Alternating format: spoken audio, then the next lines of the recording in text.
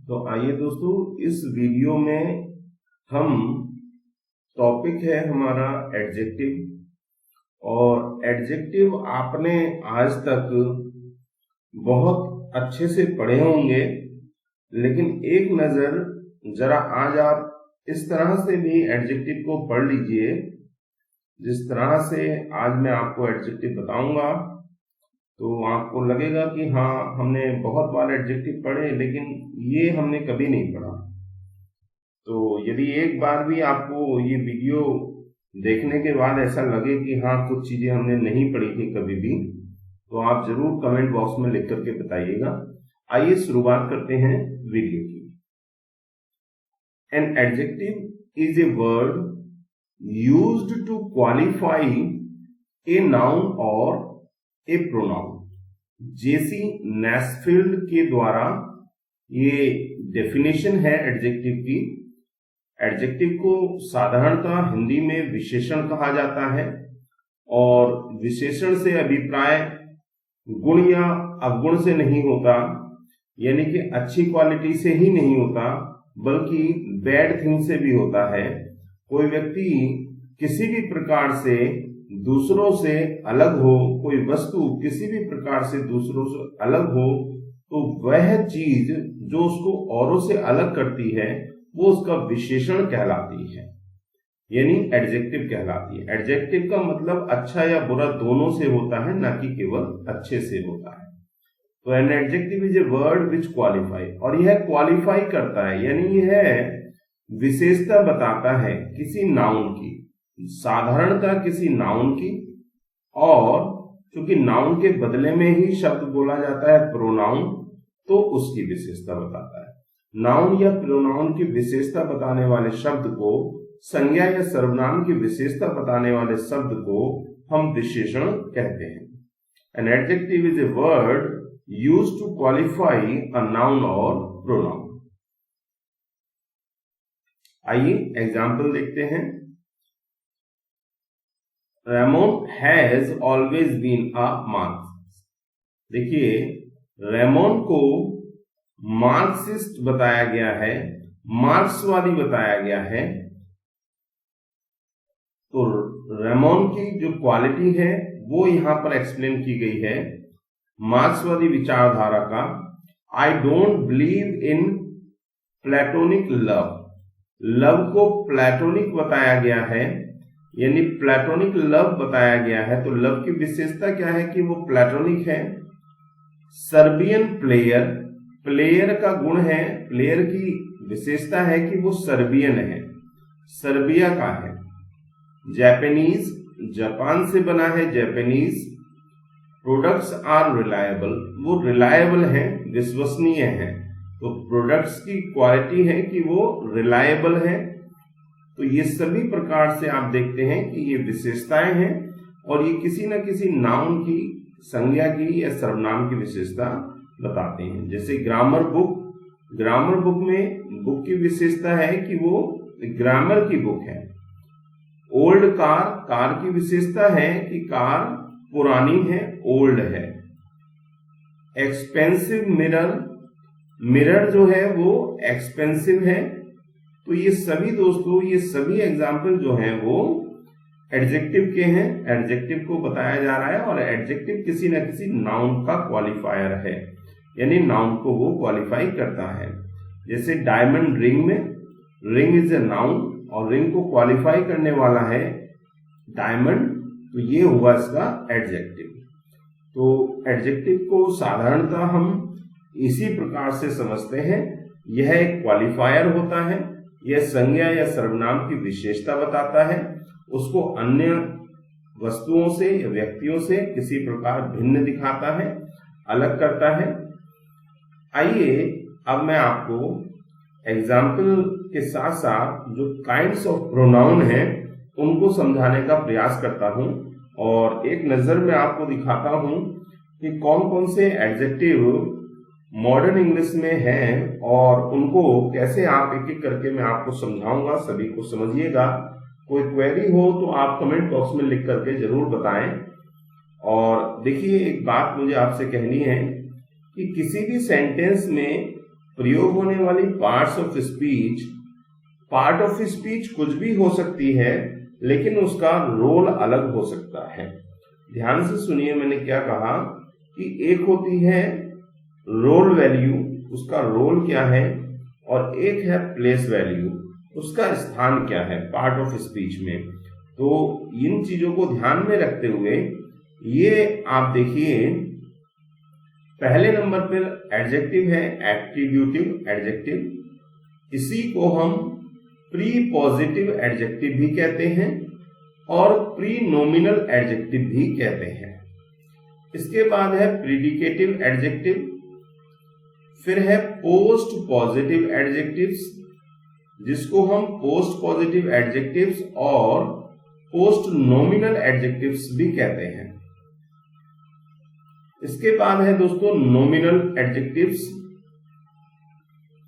फिर है coordinate adjectives, उसके बाद है कॉम्युलेटिव एडजेक्टिव्स, फिर है डिस्क्रिप्टिव एडजेक्टिव्स, जिसको हम क्वालिटेटिव एडजेक्टिव और एडजेक्टिव ऑफ क्वालिटी भी कहते हैं। इसके बाद है दोस्तों क्वांटिटिव एडजेक्टिव, इसको एडजेक्टिव ऑफ क्वांटिटी भी कहा जाता है। इसके बाद आता है प्रॉपर एडजेक्टिव, फिर है कलेक्टिव एडजेक्टिव, उसके बाद है डेमोन्स्ट्रेटिव एडजेक्टिव, फिर है डिस्ट्रीब्यूटिव एडजेक्टिव, इसके बाद है पजेसिव एडजेक्टिव, इसके बाद है इंट्रोगेटिव एडजेक्टिव्स, इंडेफिनिट एडजेक्टिव्स और कंपाउंड एडजेक्टिव्स। दोस्तों ये वो सभी इंपॉर्टेंट एडजेक्टिव्स के प्रकार हैं जो आज आपको समझने चाहिए और देखने को मिलते हैं। हालांकि अभी इसमें मैंने डिटर्मिनर्स को ऐड नहीं किया है, कुछ डिटर्मिनर्स ऐड हैं, जैसे आर्टिकल भी एडजेक्टिव का ही फॉर्म होते हैं, रूप होते हैं, दिस दैट डेमोन्स्ट्रेटिव में आ जाएंगे तो वो भी डिटर्मिनर्स होते हैं। तो determiners also a kind of adjective, ये आप जरूर ध्यान रखिएगा। तो अब आइए इनको, ये जो 16 काइंड मैंने आपको यहाँ पर बताए हैं, 16 प्रकार, ये कैसे कैसे आप इनको समझेंगे और एक एक करके हम उसको स्पष्ट करते हैं। कहीं कोई क्वेरी हो तो आप क्वेश्चन में कमेंट बॉक्स में लिख करके आप मुझे जरूर बताइएगा। तो सबसे पहले हम बात करते हैं दोस्तों एट्रीब्यूटिव एडजेक्टिव की। देखिए ये जो प्रकार है एट्रीब्यूटिव एडजेक्टिव, ये पोजीशन के आधार पर हम इसको एट्रीब्यूटिव कहते हैं।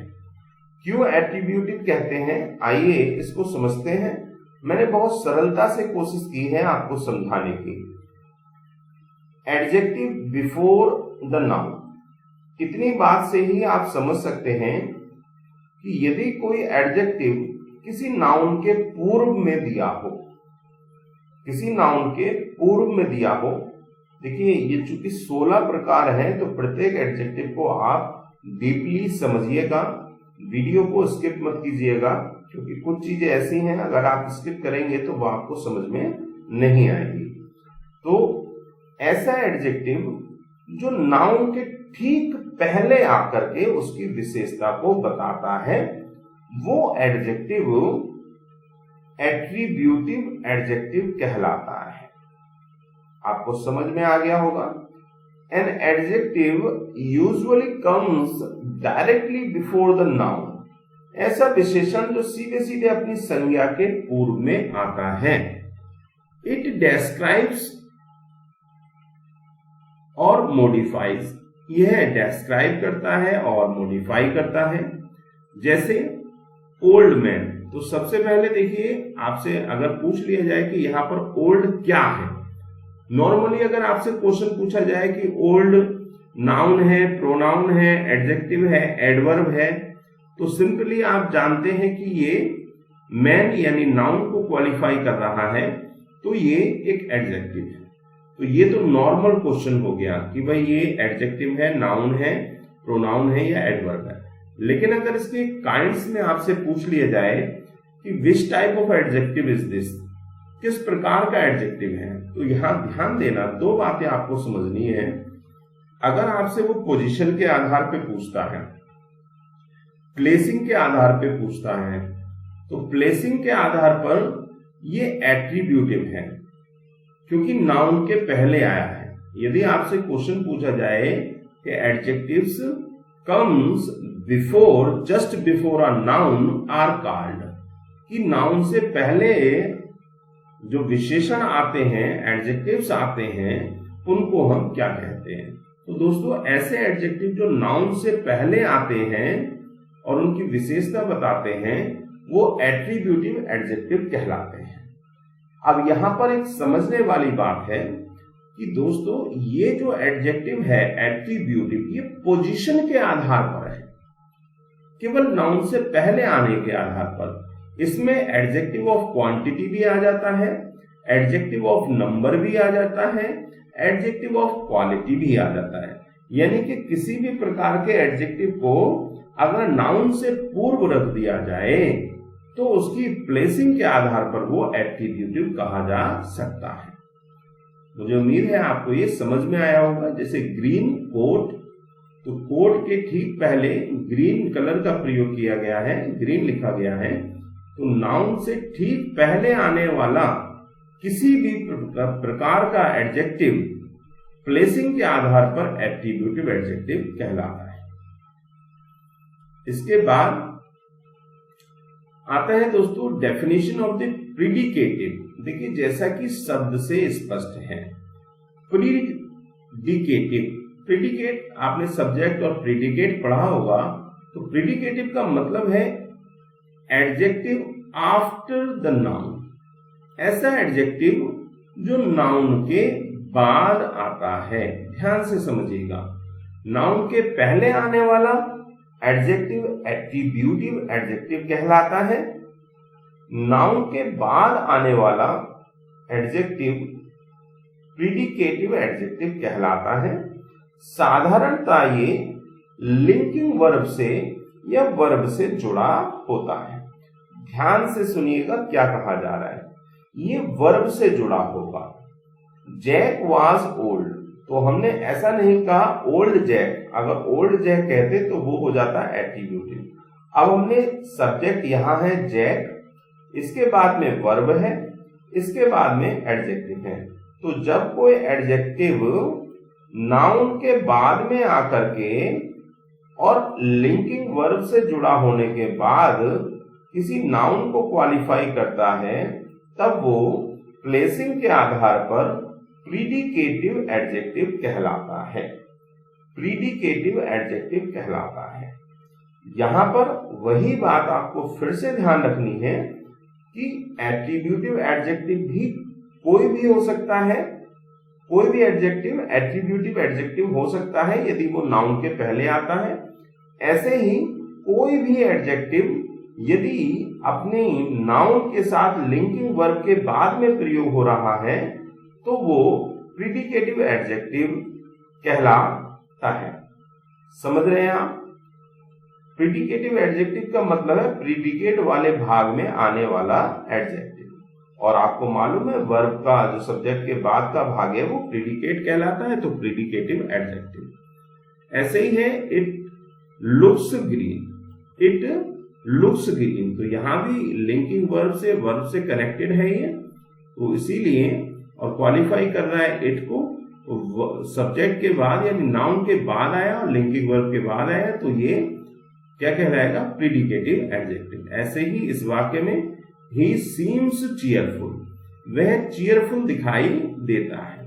तो याद रखिएगा, पहला एट्रीब्यूटिव, दूसरा प्रीडिकेटिव। अब हम तीसरे एडजेक्टिव की बात करते हैं प्लेसिंग के आधार पर। ये जो प्रकार है दोस्तों, ये प्लेसिंग के आधार पर है। ध्यान रखिएगा, कोई भी एडजेक्टिव एट्रीब्यूटिव, प्रीडिकेटिव और पोस्ट पॉजिटिव एडजेक्टिव हो सकता है। तो आइए यहां पर समझते हैं पोस्ट पॉजिटिव क्या है।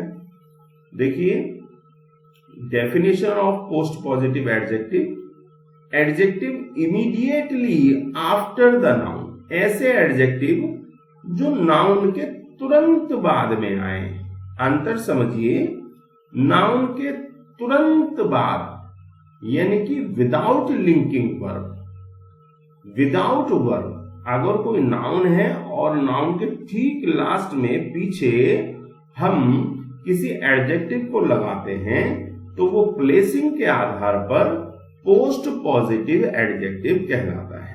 क्या कहलाता है? Post positive adjective. दोस्तों यदि समझ में आए तो बड़ी अच्छी बात है, और थोड़ा सा कंजूसी आप लोग कर जाते हैं, जरा कमेंट बॉक्स में आप बता दिया करें थोड़ा सा कि सर हमको ये समझ में आया, हाँ, तो उससे हमें भी मोटिवेशन मिलता है। जरा भैया लाइक वाइक कर दिया करो वीडियो को। हाँ, आगे है देखिए, sometimes an adjective comes immediately after a noun. कभी कभी एडजेक्टिव जो है वो सीधे सीधे अपने नाउन के बाद में आता है, और नाउन के बाद आने पर वो एडजेक्टिव पोस्ट पॉजिटिव यानी बाद में आने वाला एडजेक्टिव कहलाता है।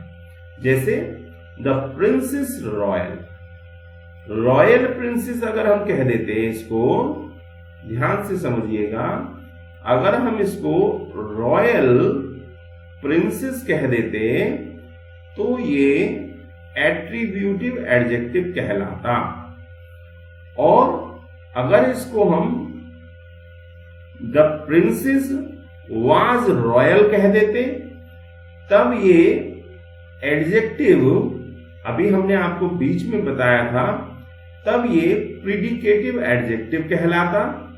अब चूंकि यहां डायरेक्ट नाउन के बाद में इसको रख दिया गया है तो ये पोस्ट पॉजिटिव एडजेक्टिव कहलाता है। एट्रीब्यूटिव, प्रीडिकेटिव और पोस्ट पॉजिटिव तीनों की स्थिति याद रखिएगा। एक शुरू में एट्रीब्यूटिव, एक नाउन के तुरंत बाद में, और एक हेल्पिंग वर्ब के बाद में, लिंकिंग वर्ब के बाद में। पहला एट्रीब्यूटिव, दूसरा प्रीडिकेटिव और तीसरा पोस्ट पॉजिटिव। इसके बाद दोस्तों बात आती है definition of nominal adjectives. Nominal adjectives क्या होते हैं जरा समझिएगा। We know that adjectives are words that modifies or describe nouns. हमको बड़े अच्छे से ये बात मालूम है कि जो एडजेक्टिव्स होते हैं वो नाउन को क्वालिफाई करते हैं। Such as the word red, जैसे कि red word in the red jacket. Red jacket में रेड वर्ड जो है, रेड जैकेट वर्ड जो है, ये नॉमिनल है। और the word beautiful in that girl is beautiful, beautiful में। अब आप समझिए, थोड़ा अंतर समझिएगा, मैं आपको स्पष्ट करता हूं ये बात। Nominal adjectives, on the other hand, are adjectives that perform the function of a noun in a sentence. अब आपको बात स्पष्ट हुई होगी कि nominal adjectives वे adjectives हैं जो एक वाक्य में एक नाउन की तरह प्रयोग होने वाले एडजेक्टिव नॉमिनल एडजेक्टिव कहलाते हैं। ये एडजेक्टिव किसी नाउन को क्वालिफाई नहीं करते बल्कि खुद में नाउन का रोल प्ले करते हैं। ध्यान से समझिए और सुनिए मैंने क्या कहा। नॉमिनल एडजेक्टिव का मतलब ही है ऐसा एडजेक्टिव जो नाउन का काम कर रहा हो। अगर कोई एडजेक्टिव नाउन का कार्य करे, नाउन की स्थान पर यूज हो, खुद में नाउन की जैसा वर्क करे, तो वो नॉमिनल एडजेक्टिव कहलाता है। देखिए, they are preceded by the word the. इनको प्रिसीडेड किया जाता है वर्ड द के साथ, इनको द के साथ जोड़ा जाता है। And can be found as the subject, और इनको एक सब्जेक्ट के रूप में देखा जाता है, और द ऑब्जेक्ट, और ऑब्जेक्ट के रूप में भी। यानी कि ये वाक्य के अंदर सब्जेक्ट के फॉर्म में भी हो सकते हैं और ऑब्जेक्ट के फॉर्म में भी हो सकते हैं, परंतु इंपॉर्टेंट बात यह है कि ये नाउन की तरह से प्रयोग होंगे, नाउन का प्रयोग करेंगे, नाउन के जैसे प्रयोग होंगे। तीसरी इंपॉर्टेंट बात यह है कि इनका नाउन उस वाक्य में नहीं दिया होगा। जैसे the elderly are a great source of wisdom.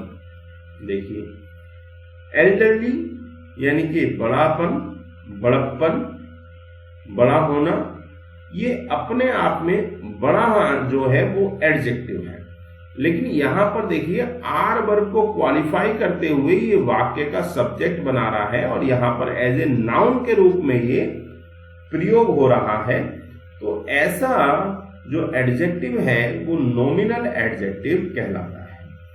The French have amazing restaurants. जो फ्रेंच लोग हैं उनके पास अमेजिंग रेस्टोरेंट्स हैं।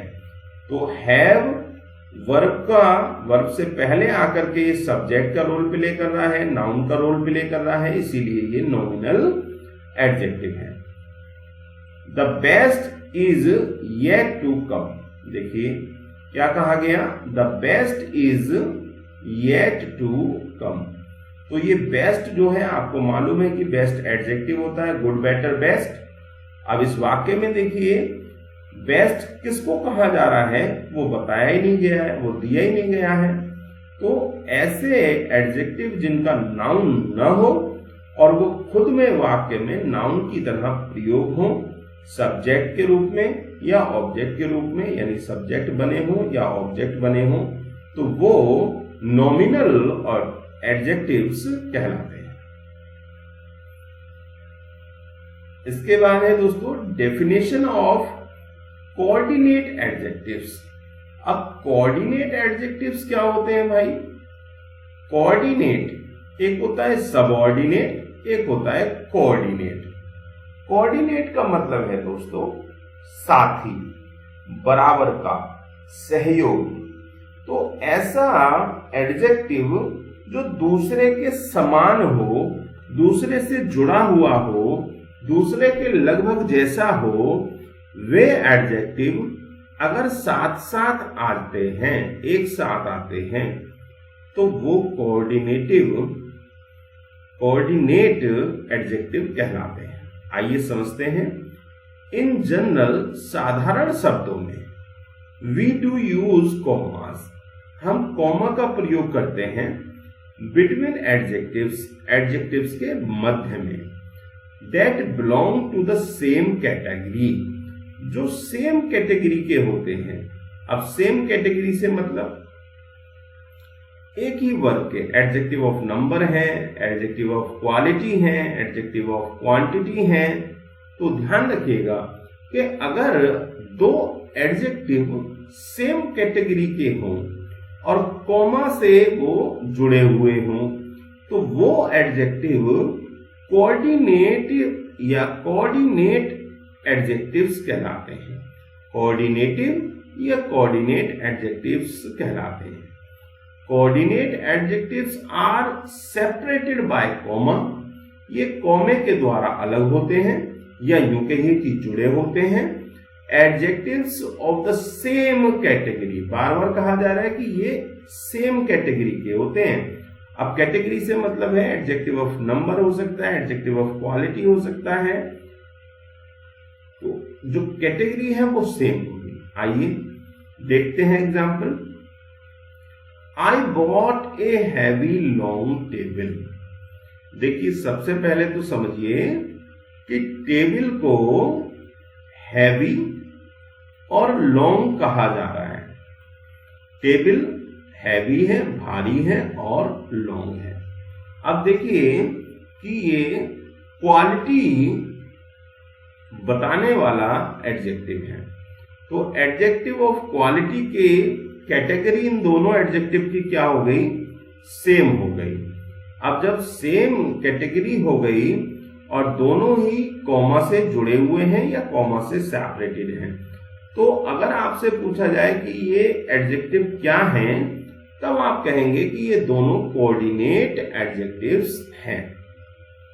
अगर ऑप्शन में इस तरह से न पूछा जाए, सेपरेटली पूछा जाए, तब ध्यान रखिएगा कि ये निश्चित रूप से एडजेक्टिव ऑफ क्वालिटी होंगे। आई bought a long heavy table. देखिए, ये मैंने समझाने के लिए इसको आगे पीछे किया है कि ऐसे वाक्यों में एडजेक्टिव को आगे पीछे रखने से कोई फर्क नहीं पड़ता है, क्योंकि उनकी कैटेगरी जो है वो सेम है। आई, अब इसको समझ कैसे सकते हैं, इस तरह समझेंगे, आई bought a heavy and long table. In adjectives को समझने के लिए आप इनके बीच में एंड लगा करके अर्थ को स्पष्ट कर लें। आई bought a heavy table, I bought a long table. मैंने एक लंबी टेबल खरीदी, एक हैवी टेबल खरीदी। तो ध्यान रखिएगा दोस्तों, ये इस तरह से जब दो एडजेक्टिव एक साथ दिए हों और सेम कैटेगरी के हों, तब वो डेफिनेटली कोऑर्डिनेट एडजेक्टिव्स कहलाएंगे। इसके बाद आता है definition of cumulative adjectives. Definition of cumulative adjectives में आप देखिए कि एडजेक्टिव तो होंगे, परंतु वो अलग अलग कैटेगरी के होंगे। दो एडजेक्टिव जब सेम कैटेगरी के साथ साथ यूज हो तो वो एडजेक्टिव कहलाएंगे कोऑर्डिनेट एडजेक्टिव, और जब दो एडजेक्टिव साथ साथ यूज हो और वो अलग अलग कैटेगरी के हों, तब वो एडजेक्टिव कहलाएंगे कॉम्युलेटिव एडजेक्टिव्स। ध्यान से समझिएगा, कॉम्युलेटिव एडजेक्टिव्स। आइए पढ़ते हैं। When the adjectives are from different categories, they are called cumulative adjectives. This is because they accumulate as they describe the noun. This is, they build on each other to create a complete description. क्योंकि दोनों मिलकर के एक complete description देते हैं। And so we don't separate them with commas, इसलिए हम उनको कॉमास के साथ अलग नहीं करते हैं। आई बॉट, मैंने खरीदा, ए ब्लैक, एक काला, वुडन, लकड़ी से बना हुआ टेबल। मैंने एक काला लकड़ी से बना हुआ टेबल खरीदा। तो देखिए, मेड ऑफ दिया है, कलर दिया है, एडजेक्टिव ऑफ क्वालिटी है, ध्यान दीजिएगा। तो ऐसे ही आप इसको सेपरेट करके देख सकते हैं, एंड लगा करके। एंड लगाने से दोनों को अलग अलग करके आप देख लें। आई बॉट ए ब्लैक टेबल, आई बॉट ए ब्लैक वुडन टेबल। तो अगर दोनों के बीच में कॉमा हो और सेम कैटेगरी हो तो वो एडजेक्टिव कॉम्युलेटिव नहीं होंगे। दोनों अलग अलग कैटेगरी के हैं, कॉमन ना हो, तब वो कॉम्युलेटिव एडजेक्टिव होंगे। Definition of descriptive adjective. अब डिस्क्रिप्टिव एडजेक्टिव को ही एडजेक्टिव ऑफ क्वालिटी कहा जाता है।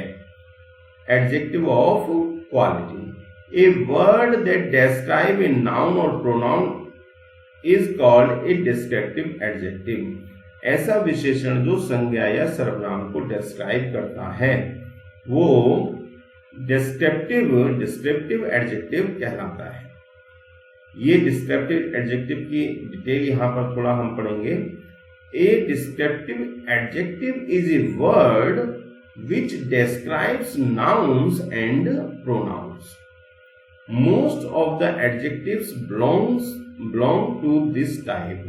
ज्यादातर एडजेक्टिव जो होते हैं वो डिस्क्रिप्टिव एडजेक्टिव ही होते हैं।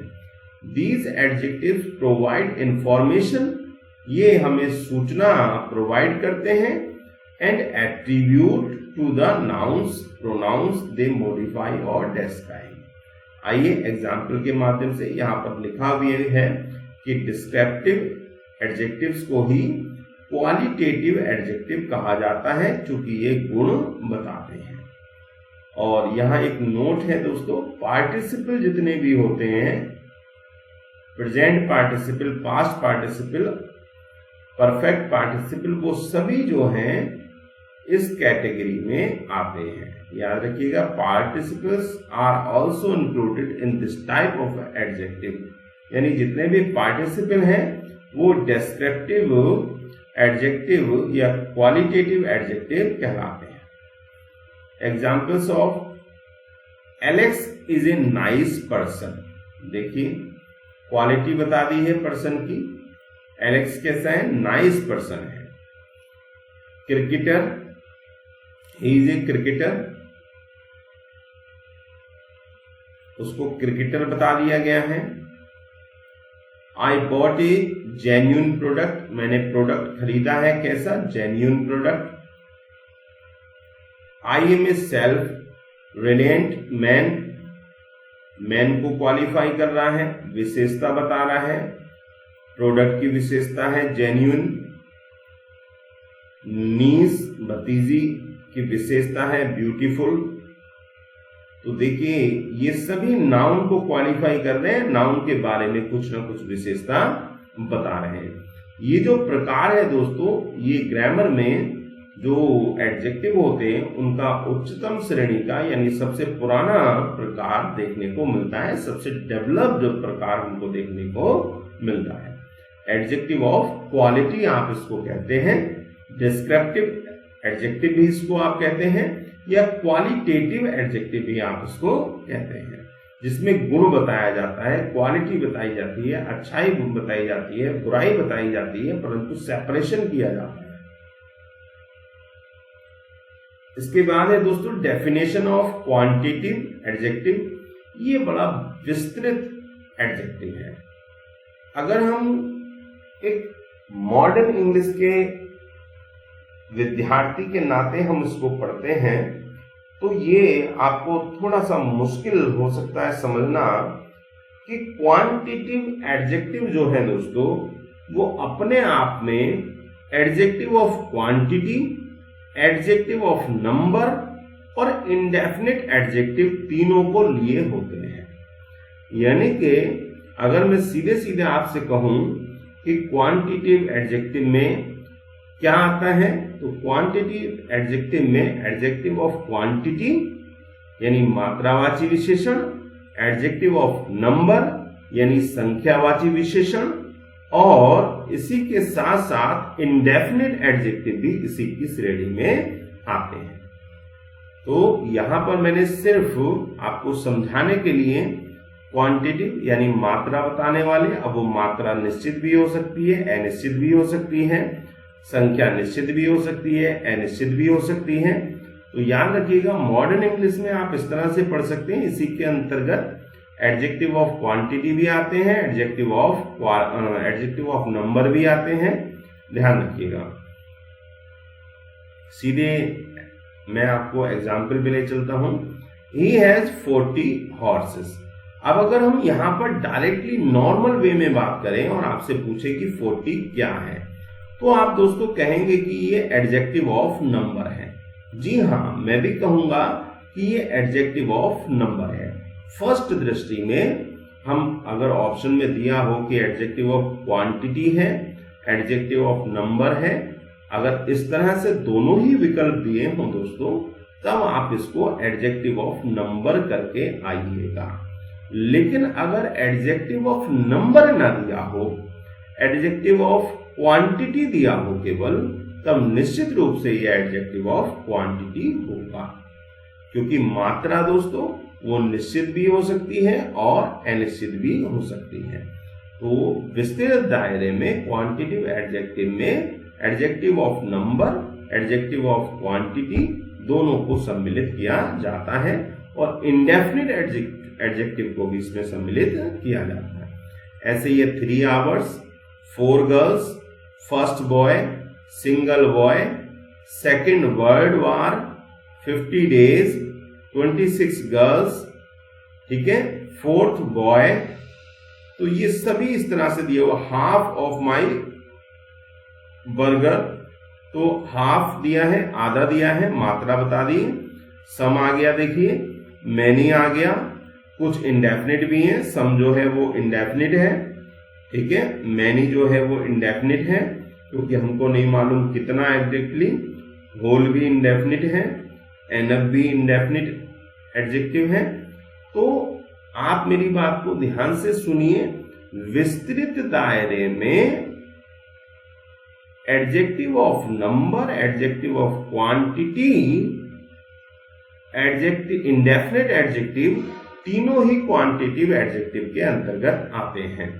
लेकिन अगर ऑप्शन में दोनों दिए हो, एडजेक्टिव ऑफ क्वांटिटी और एडजेक्टिव ऑफ नंबर, तो नंबर वाला दिया हो, कोई संख्या नंबर वाली दी हो, तो उसमें आप उसको एडजेक्टिव ऑफ नंबर पे पहले क्लिक करिएगा, लगाइएगा निशान।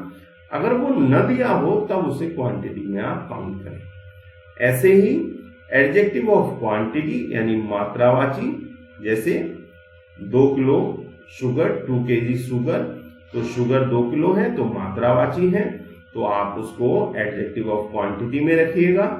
ऐसे ही इंडेफिनिट एडजेक्टिव है, अगर इंडेफिनिट एडजेक्टिव का पर्टिकुलर ऑप्शन नहीं दिया हुआ है तब आप उसको एडजेक्टिव ऑफ क्वांटिटी में रखिएगा। इसके बाद आता है दोस्तों definition of proper adjectives. Proper adjectives way adjectives होते हैं जो प्रॉपर नाउन से बनते हैं। सीधे सीधे मैं आपको बता दूं, जैसे इंडिया से बना इंडियंस, पाकिस्तान से बना पाकिस्तानी, चाइना से बना चाइनीज, ये जनरली सभी जो हैं इस प्रकार के एडजेक्टिव ये प्रॉपर एडजेक्टिव कहलाते हैं। यहां पर थोड़ा सा मैं पढ़ देता हूं, adjectives that come from the proper noun, ऐसे एडजेक्टिव जो प्रॉपर नाउन से बनते हैं आर कॉल्ड प्रॉपर एडजेक्टिव्स, वे प्रॉपर एडजेक्टिव कहलाते हैं। ठीक है, देखिए यहां पर दिया हुआ है ऑस्ट्रेलियन, ऑस्ट्रेलिया से बना, इंडियन, इंडिया से बना, एशियन, एशिया से बना, चाइनीज, चाइना से बना। तो प्रॉपर नाउन से बनने वाले एडजेक्टिव प्रॉपर एडजेक्टिव कहलाते हैं। बहुत आसान है, सरल है। प्रॉपर नाउन से बनने वाले एडजेक्टिव प्रॉपर एडजेक्टिव कहलाते हैं।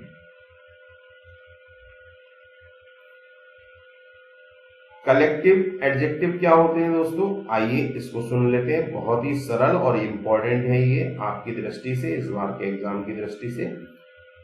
कलेक्टिव एडजेक्टिव्स आर ए सब ग्रुप ऑफ नॉमिनल एडजेक्टिव्स।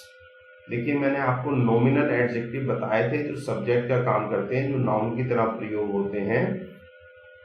तो ये नॉमिनल एडजेक्टिव का ही एक प्रकार है, एक सब भाग है। Collective adjective, adjectives that adds nouns, जो नाउन की तरह प्रयोग होते हैं। अब जैसे ये बात आई कि नाउन की तरह प्रयोग होते हैं, तो ये कंफर्म हो गया कि ये नॉमिनल एडजेक्टिव है। नॉमिनल एडजेक्टिव में ही एक प्रकार है कलेक्टिव एडजेक्टिव्स। यानी कि अगर पहले बात करें तो ये नॉमिनल एडजेक्टिव है, और अगर ऑप्शन में नॉमिनल एडजेक्टिव न दिया हो तब आप इनको आप कलेक्टिव एडजेक्टिव कहेंगे। आइए समझते हैं कैसे।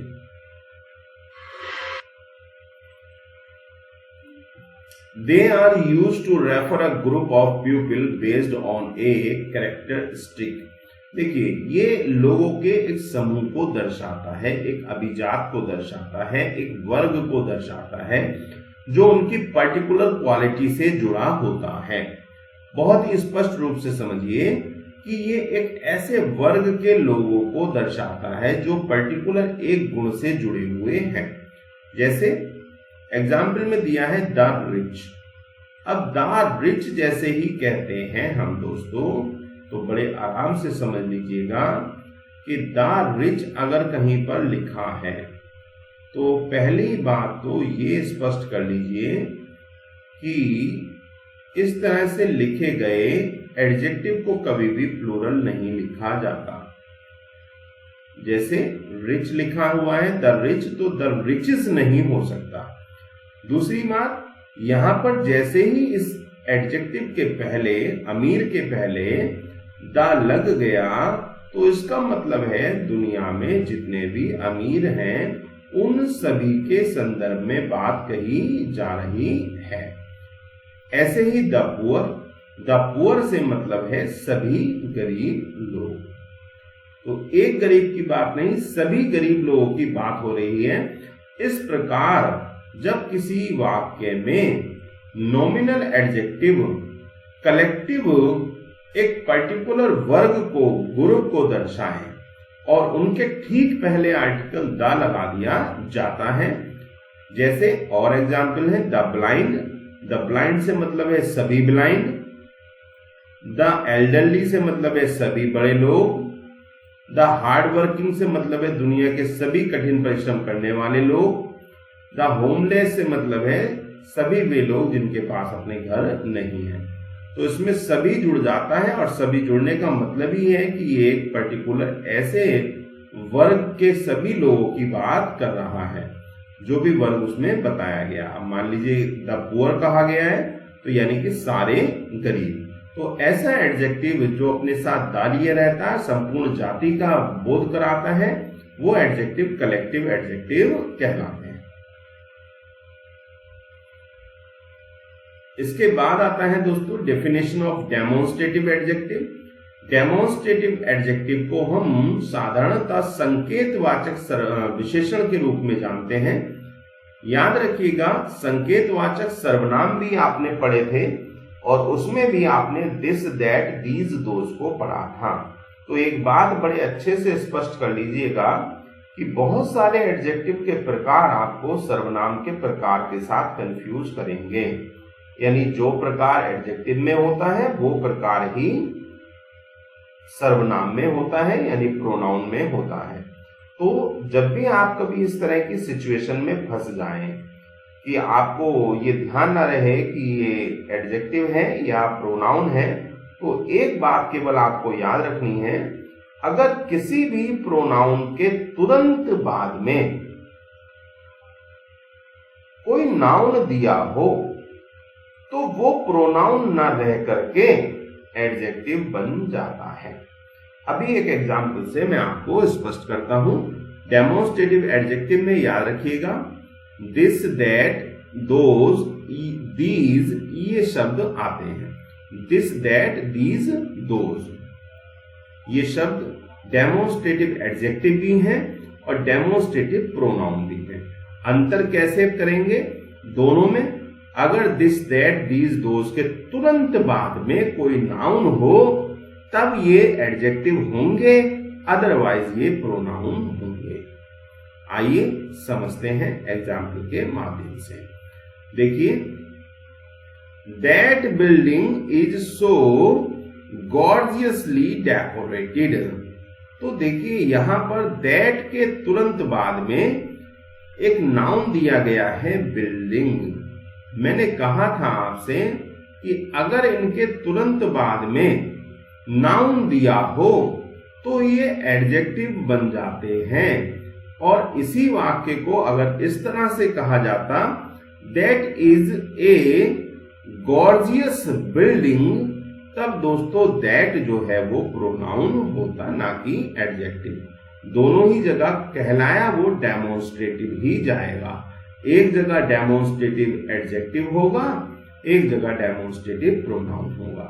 डेमोन्स्ट्रेटिव प्रोनाउन के होने के लिए उसके तुरंत बाद में नाउन नहीं होगा। अगर इन शब्दों के तुरंत बाद में नाउन दिया हो तो ये डेमोन्स्ट्रेटिव एडजेक्टिव बन जाएंगे, कहलाएंगे। देखिए सबके बाद में क्या दिया है, एक तुरंत नाउन दिया है, और यदि नाउन ना हो तो ये प्रोनाउन होंगे। दिस, दैट, दीज, दोज के तुरंत बाद यदि कोई नाउन दिया हो तो ये डेमोन्स्ट्रेटिव एडजेक्टिव होंगे, अदरवाइज ये डेमोन्स्ट्रेटिव प्रोनाउन होंगे। चलते हैं अगले एडजेक्टिव पर, डिस्ट्रीब्यूटिव एडजेक्टिव। डिस्ट्रीब्यूटिव एडजेक्टिव भी डिस्ट्रीब्यूटिव प्रोनाउन की ही तरह है, सेम यहां पर भी है। अगर डिस्ट्रीब्यूटिव प्रोनाउन के तुरंत बाद में कोई एडजेक्टिव दिया हो तो वो डिस्ट्रीब्यूटिव एडजेक्टिव बन जाता है, ना कि प्रोनाउन। इसमें कौन कौन से शब्द आते हैं? Each every neither either any one both. Generally इसमें ईच एवरी नाइदर आइदर का प्रयोग होता है, तो ध्यान रखिएगा ये ईच एवरी नाइदर आइदर ये डिस्ट्रीब्यूटिव प्रोनाउन भी हैं, ये डिस्ट्रीब्यूटिव प्रोनाउन भी हैं और डिस्ट्रीब्यूटिव एडजेक्टिव भी हैं। अंतर बस इतना ही है दोस्तों, भाइयों बहनों साथियों मित्रों ध्यान से सुन लीजिए, अंतर इतना ही है कि अगर इनके तुरंत बाद में कोई नाउन दिया हो, जैसे कि इस एग्जाम्पल में ईच गर्ल, तो देखिए ईच के तुरंत बाद में एक नाउन दिया है तो ये डेमोन्स्ट्रेटिव एडजेक्टिव हुआ। ऐसे ही एवरी डे, एवरी के बाद में एक नाउन दिया हुआ है तो यहां भी ये डेमोन्स्ट्रेटिव एडजेक्टिव हुआ। बस इतना आपको याद रखना है कि जो भी प्रोनाउन होते हैं अगर उनके बाद में नाउन आ जाता है तो वो एडजेक्टिव में बदल जाएगा। Neither laugh I could neither laugh, ना तो मैं हंस सका ना क्राई, ना ही चिल्ला सका रो सका, तो नाइदर के बाद में लाफ दिया है, एक नाउन है। ऐसे ही आइदर यू, तो देखिए नाउन और प्रोनाउन दोनों को क्वालिफाई कर रहा है यहाँ पर, तो यहाँ पर ये आइदर जो है ये डेमोन्स्ट्रेटिव डिस्ट्रीब्यूटिव एडजेक्टिव कहलाएगा। अगर नाउन न होता तब ये जो है प्रोनाउन कहलाता।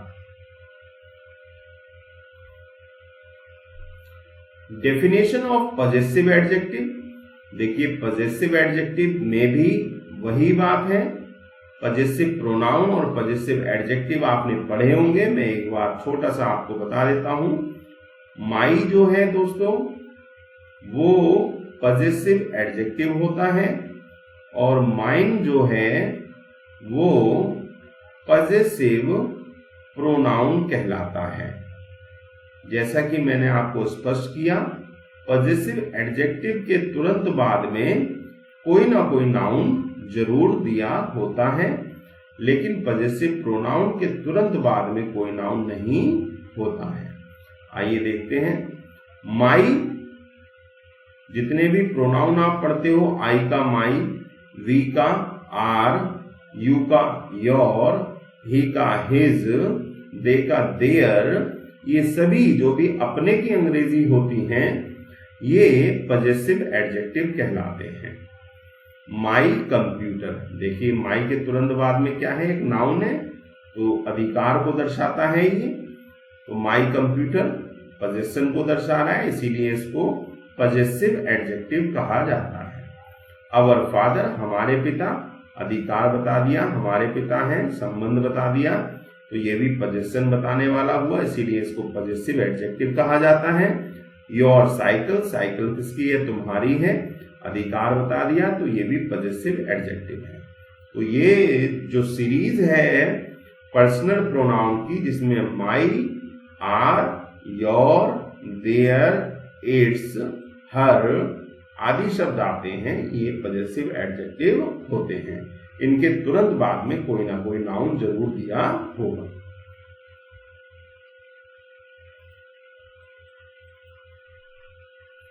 Interrogative adjective, same thing interrogative pronoun की भांति।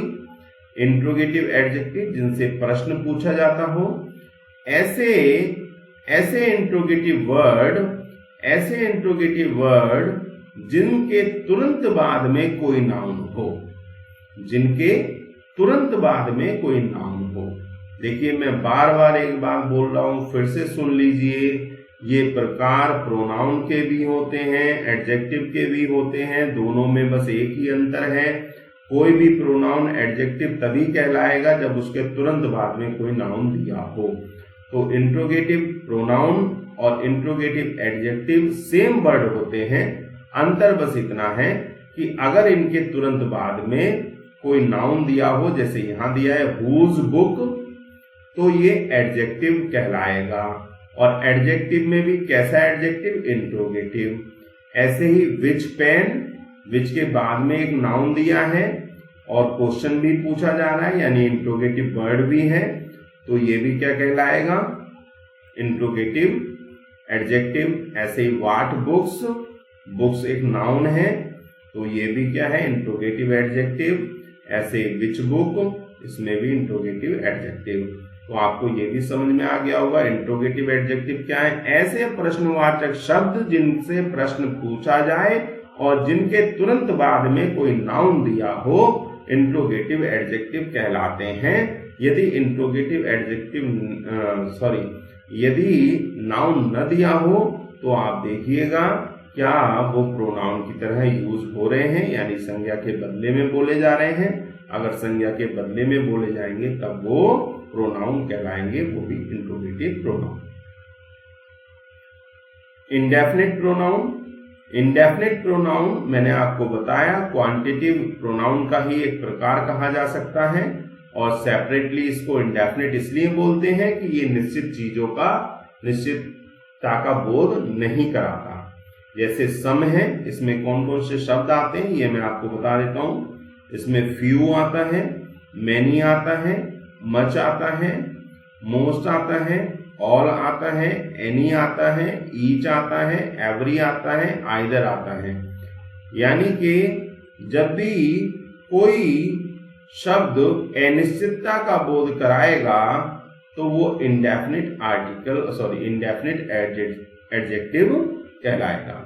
सम कैंडी, याद रखिएगा नाउन का होना अनिवार्य है इनके साथ। नाउन नहीं है तो फिर गड़बड़ हो जाएगी। कैंडी क्या है, नाउन है। सम पता नहीं चल रहा सम तो कहाँ है, लेकिन एग्जैक्टता निश्चित नहीं है कितनी, तो ये इंडेफिनिट एडजेक्टिव है। ऐसे फ्यू मोमेंट्स, मोमेंट्स देखिए नाउन है। नाउन का होना इसमें बड़ा इंपॉर्टेंट है। अगर नाउन नहीं है तो एडजेक्टिव भी नहीं है। ए फ्यू संख्या को बता रहा है लेकिन एग्जैक्ट संख्या नहीं बता रहा है, तो ये भी क्या हुआ, इंडेफिनिट एडजेक्टिव। सेवरल, सेवरल भी इसी में आता है। राइटर्स, नाउन का होना बहुत जरूरी है, इसके तुरंत बाद में नाउन दिया है। सेवरल माने कई होता है, और एग्जैक्ट हमको नहीं पता चल रहा कि कई में कितने, तो ये भी क्या है, इंडेफिनिट एडजेक्टिव है। ऐसे ही है each student will have to submit. अब ईच जो है यहाँ पर दोस्तों, वैसे तो ये आपका डिस्ट्रीब्यूटिव भी हो गया, लेकिन चूंकि यहाँ पर ये संख्या की ओर इशारा कर रहा है और वो भी अनिश्चित संख्या, प्रत्येक का मतलब हर व्यक्ति अलग अलग सेंस में प्रयोग हो रहा है, इसीलिए ये इंडेफिनिट एडजेक्टिव है। इंडेफिनिट एडजेक्टिव में वे सारे शब्द आते हैं जो अनिश्चितता का बोध कराते हैं। इसमें ज्यादातर some, few, several, most, all, any, ये शब्द दोस्तों इसमें दिए होते हैं।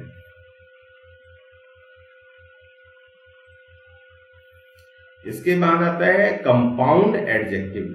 अब कंपाउंड एडजेक्टिव क्या होता है इसको भी आप समझ लीजिए।